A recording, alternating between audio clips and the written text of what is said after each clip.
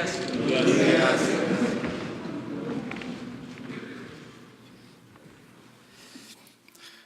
Me da mucho gusto estar de nuevo aquí, como todos los días, de lunes a viernes, ya en este fin de semana. Hoy vamos a puntualizar acerca de la decisión que se ha tomado de cancelar la reforma educativa, la mal llamada reforma educativa, me refiero a lo que se impuso en el gobierno anterior y que viene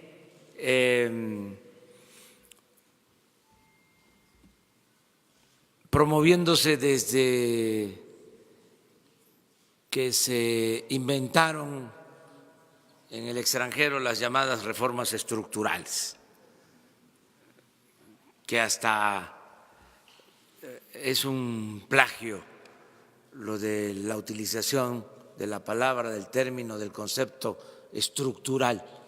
Cuando nosotros estudiamos en la ciencia social, lo estructural era lo profundo, era lo que permitía cambiar una realidad de opresión, de injusticia, por algo nuevo, por algo justo. Estos tecnócratas neoliberales corruptos se apoderaron del término, del concepto estructural, y podría uno pensar que es algo bueno cuando en realidad las llamadas reformas estructurales no son más que políticas de pillaje y de privatización, como lo hemos visto ya en varias ocasiones. Entonces, estas políticas que se definen en el extranjero se aplican en México, se aplican casi en todo el mundo. Son recetas y es reforma energética, reforma fiscal, reforma laboral, reforma educativa. Es una agenda impuesta desde el extranjero para que gobiernos subordinados las apliquen. Entonces, a esa reforma educativa me refiero, eso que fue impuesto, que llevaba el propósito de la privatización de la educación. Hablábamos aquí que esto comienza desde que está Salinas en la presidencia, Zedillo, secretario de Educación Pública, inician con una reforma al artículo 3 para limitar la educación gratuita. Se hablaba de que la educación era pública, gratuita, en lo general. El concepto era de que la educación es un derecho de todos los mexicanos. Y entonces ahí en esa reforma se acota, se limita la educación gratuita al nivel básico y se deja al mercado la educación media superior y la educación superior. Ahí empieza la historia. Bueno, luego, como sucedió en el gobierno anterior, se profundiza con todas estas llamadas reformas estructurales y llegan al extremo de querer imponer lo que llaman reforma educativa por la fuerza y con una campaña de desprestigio al magisterio que nunca se había visto en el país. Se le respetaba a nuestros maestros y de repente se les degrada, se les humilla, se les culpa de que por ellos es mala la educación en México, se polariza, se vuelve un asunto político, ideológico. Hay incluso campañas pagadas en medios de información para imponer la reforma educativa. Y es un asunto hasta de sentido común cómo se lleva a cabo una verdadera reforma educativa sin los maestros. ¿Quién es el que transmite el conocimiento en el aula? Pues el maestro. Entonces, todo esto se decide por parte nuestra cancelarlo, porque no beneficia, al contrario, perjudicó la educación. A eso se debe que se envió a la Cámara de Diputados y de Senadores, al Congreso, una reforma al artículo 3 y a otros ordenamientos legales para cancelar la mal llamada reforma educativa y fortalecer el derecho que tienen los mexicanos a la educación pública, que la educación no sea un privilegio, sino un derecho, y que el Estado tenga que garantizar la educación pública, gratuita, de calidad en todos los niveles escolares. Esto es lo que se está planteando, lo asumimos desde la campaña, lo defendimos en contra de viento y marea, hasta en los debates. Fui muy cuestionado por eso, por los conservadores. Ya saben cómo fueron esos tiempos que se hablaba que nosotros queríamos que se regresara a la venta de las plazas. Tuve que decir que el único que vendía las plazas era el que estaba en ese entonces de secretario de Educación, porque en efecto cuando fue gobernador de un estado vendió la Plaza de Toros de ese estado. Pero en fin,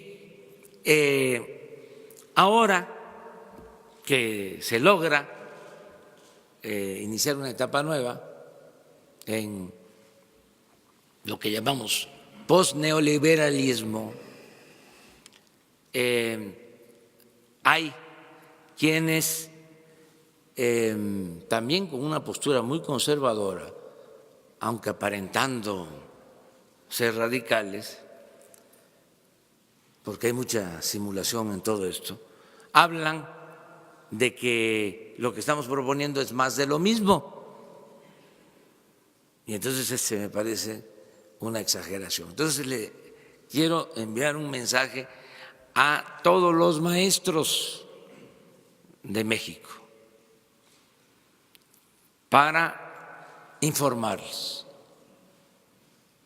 porque lo que me interesa es que las maestras, los maestros en activo, jubilados, sepan que estamos cumpliendo nuestro compromiso, para que no haya manipulación,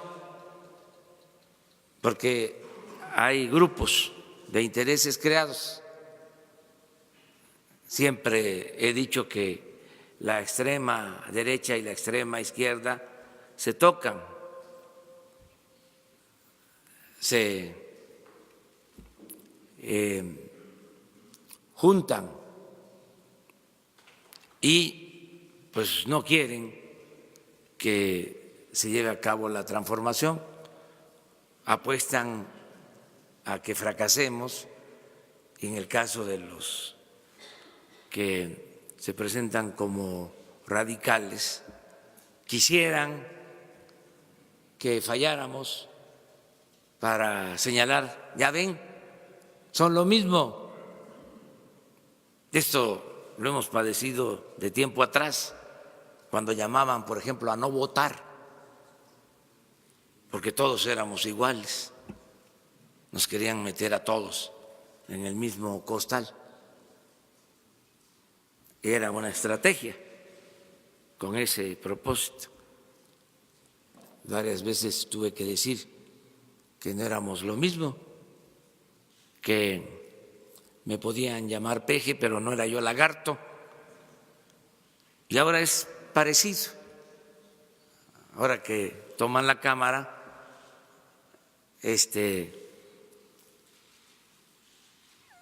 señalan de que es igual, que estamos engañando, estamos simulando. Pues no, no somos lo mismo. Y por eso vamos a aclarar. ¿A quién nos importa aclararle? A las bases magisteriales. Porque pues los dirigentes y las organizaciones de distintas tendencias pues tienen sus intereses y no siempre actúan bajo principios democráticos, no siempre se consulta a la base, no siempre se toman decisiones recogiendo el sentir de los agremiados, representados, en este caso de los maestros. Entonces yo quiero tener una comunicación más que con los dirigentes, con las bases, con los trabajadores, con los ciudadanos.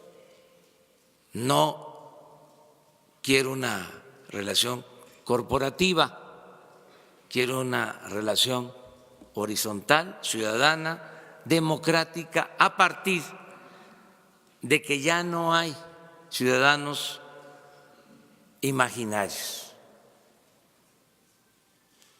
Ahora, cada ciudadano es una persona consciente, con criterio, y es cosa nada más de que se tenga toda la información, acercar la información para que no se manipule, para que no se distorsionen las cosas.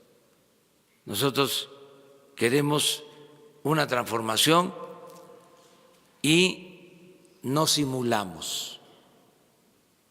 Hemos luchado durante muchos años por llevar a cabo en México un cambio verdadero y vamos a cumplir, no le vamos a fallar a los ciudadanos. Entonces, le pedí a Esteban Moctezuma, secretario de Educación, que con mucha claridad puntualizara qué significaba la llamada reforma educativa y qué estamos nosotros proponiendo. Y él va a hacer esta exposición y este documento inicial, resumido, lo vamos a convertir en un volante y lo vamos a entregar a todos los maestros.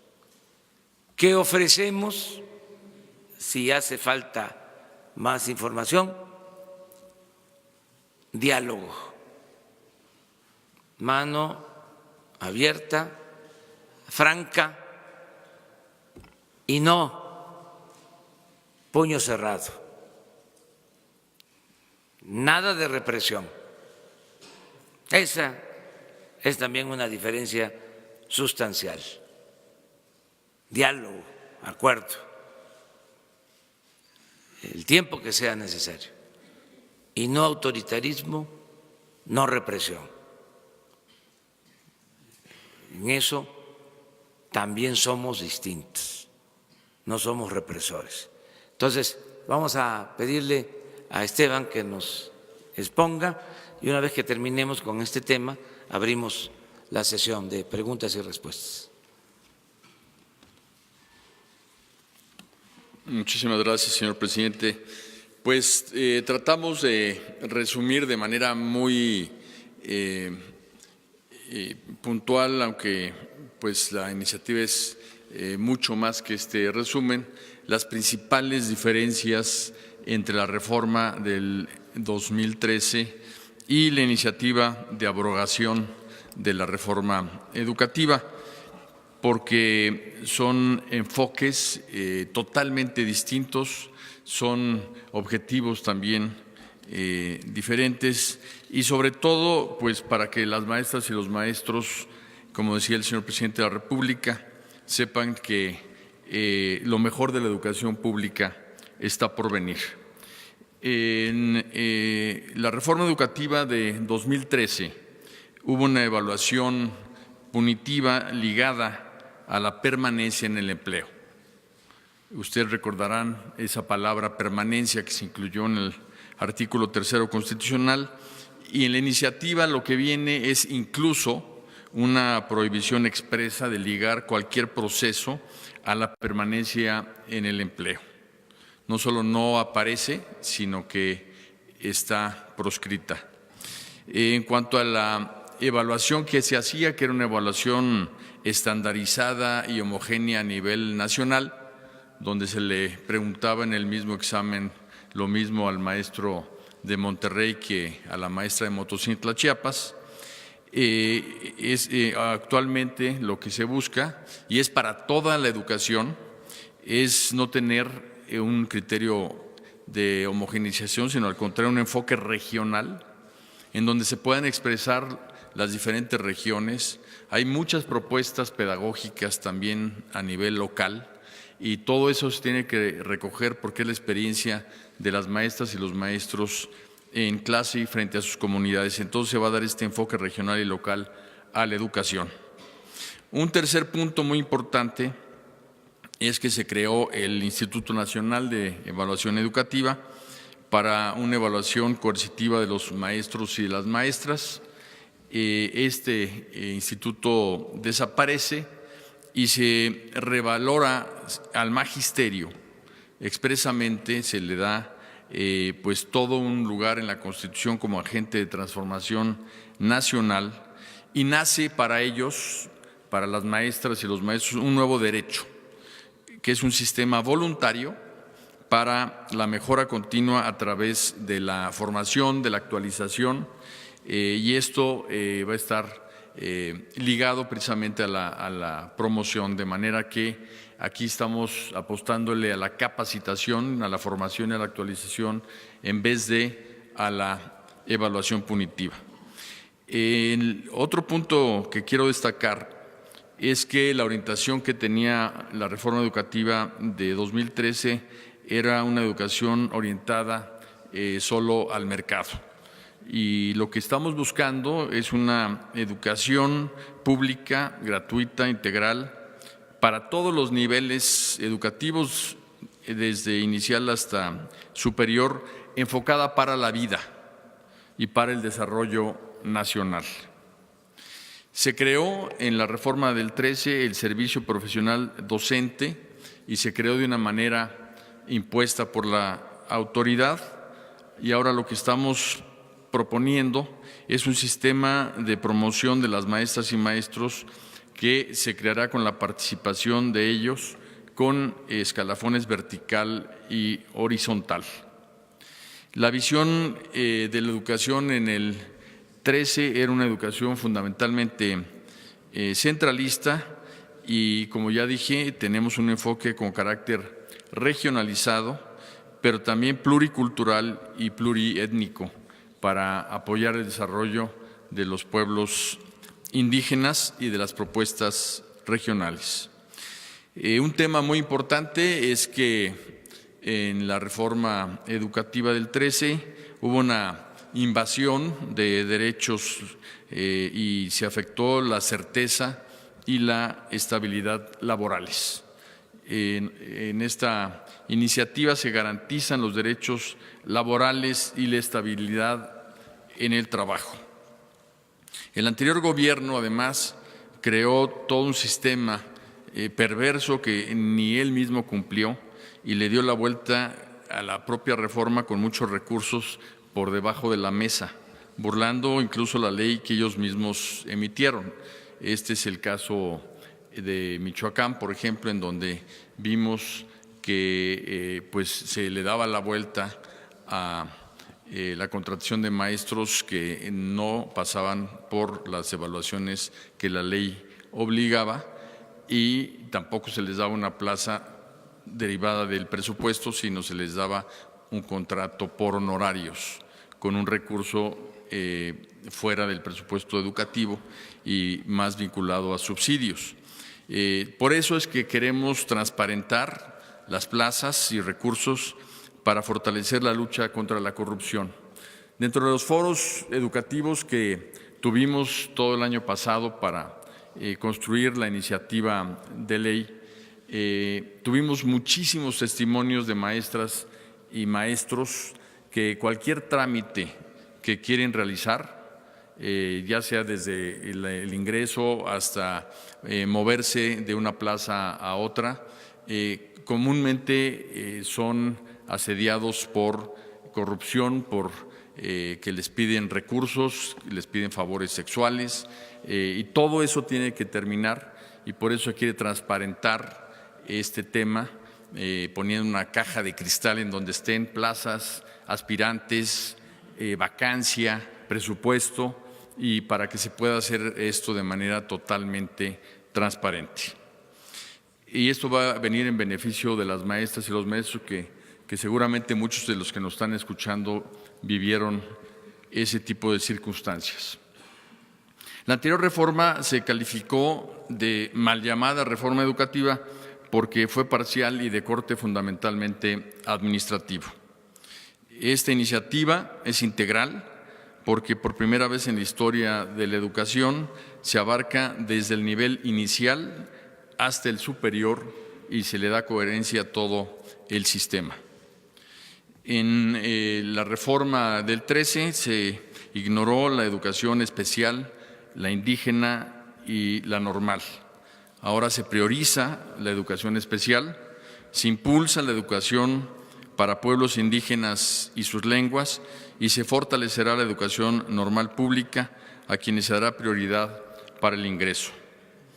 La anterior reforma solo alude a la calidad, pero no hay calidad posible sin equidad.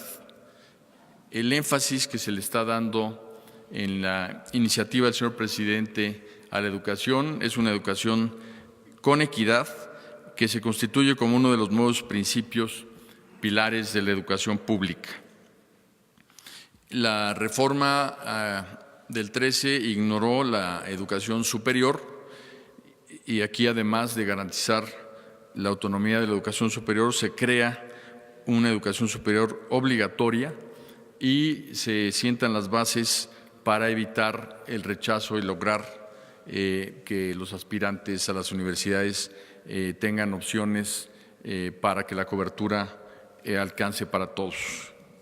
Un tema muy importante es que el énfasis del modelo anterior se centró exclusivamente en lectoescritura, matemáticas y ciencias. Y lo que estamos buscando, además de esas tres áreas y materias, de esas asignaturas, es que se incorpore con mucha fuerza el civismo, regrese el civismo, la educación física, la música, derechos humanos, educación ambiental y todo lo que es lo relativo a el medio ambiente. En cuanto al último punto que quiero destacar, es que desde el punto de vista del Gobierno de la República se llegó incluso a la represión para imponer la reforma educativa del 2013 y ahora se tiene un diálogo permanente, un diálogo profundo e incluyente con maestras, maestros y sus representantes. Ese es un resumen de la enorme diferencia que hay entre una propuesta y la otra. Pues esto era para informar a maestras, a maestros. Yo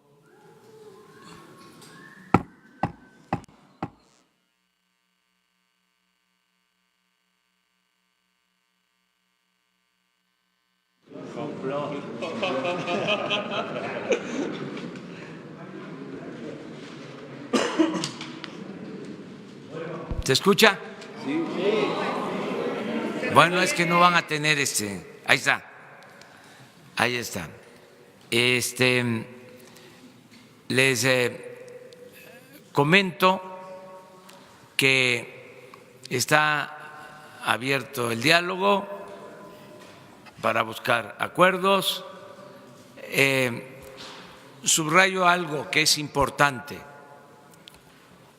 Cuando inicia toda la estrategia de anular la educación pública y gratuita, se empiezan también a desmantelar las escuelas normales,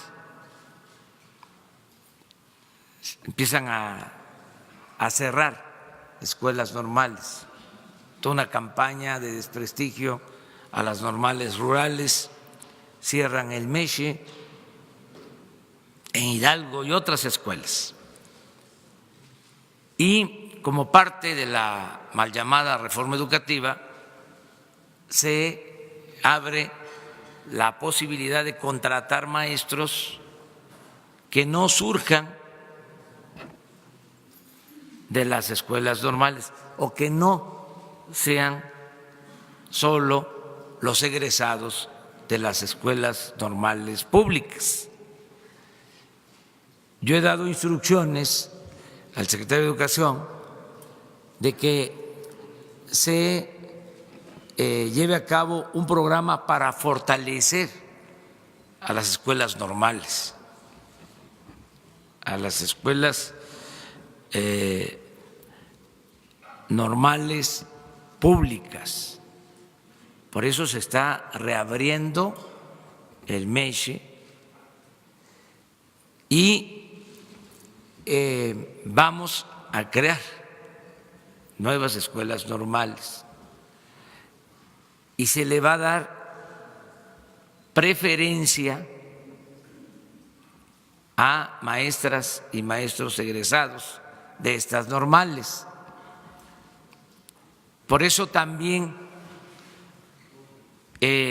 no es para nosotros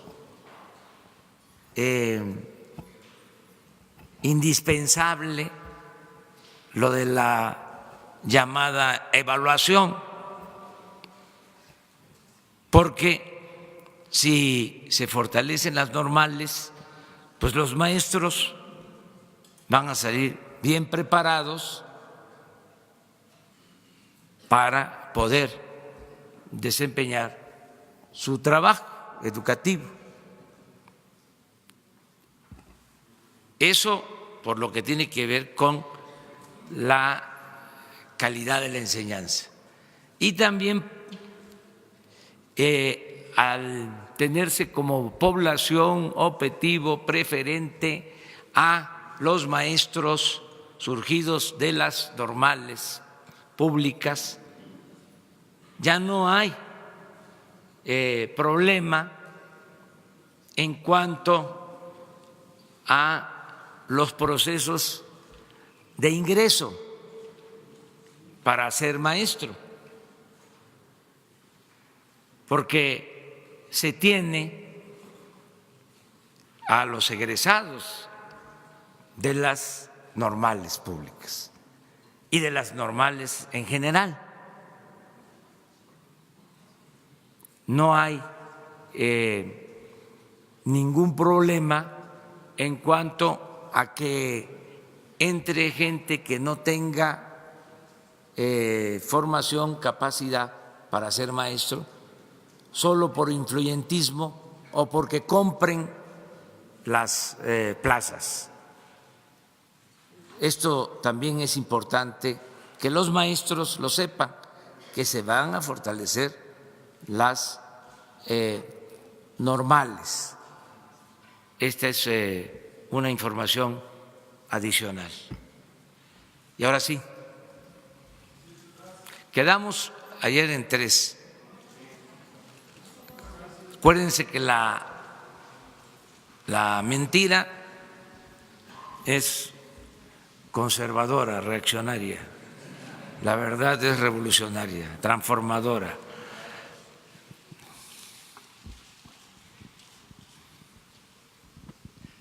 Gracias. Buenos días, señor presidente. Alberto Rodríguez, de CDP Noticias. Respecto a la carta del rey de España, ¿qué opinión le merece el hecho de que fue bastante notorio que algunos medios e incluso algunos columnistas dieron por buena una versión según la cual Beatriz Gutiérrez habría estado detrás o sería una autora intelectual o algo parecido sobre esta petición sobre esta búsqueda de una disculpa de la Corona de España hacia el pueblo original de México? ¿Cuál es su opinión sobre eso? Pues que se generó un debate, es bueno. Yo creo que se despertó el interés por la historia, tiene que ver con el fortalecimiento de nuestra memoria histórica y salió pues también a flote lo que estaba ahí en el subsuelo, una corriente de pensamiento submarina muy racista, porque se negaba el racismo y salió. Y por eso qué bueno que se dio a conocer este asunto. Aclaro que no se dio a conocer la carta, que lo que publicaron pues es un documento